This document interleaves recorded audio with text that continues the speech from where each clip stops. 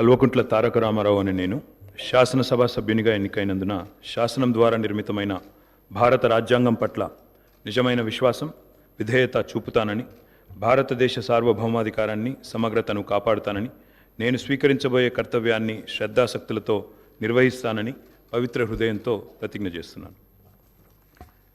తెలంగాణ శాసనసభ్యుడనైన కల్వకుంట్ల తారక రామారావు అనే నేను సభా నియమాలకు కట్టుబడి ఉంటానని, వాటిని అనుసరిస్తానని, సభా మర్యాదలను పాటిస్తానని, సాంప్రదాయాలను గౌరవిస్తానని పవిత్ర హృదయంతో ప్రతిజ్ఞ చేస్తున్నాను.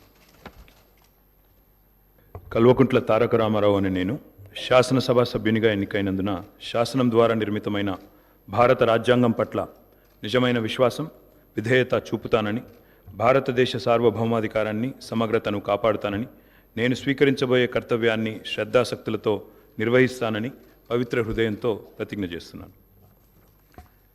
తెలంగాణ శాసనసభ్యుడనైన కల్వకుంట్ల తారక రామారావు అనే నేను సభా నియమాలకు కట్టుబడి ఉంటానని, వాటిని అనుసరిస్తానని, సభా మర్యాదలను పాటిస్తానని, సాంప్రదాయాలను గౌరవిస్తానని పవిత్ర హృదయంతో ప్రతిజ్ఞ చేస్తున్నాను.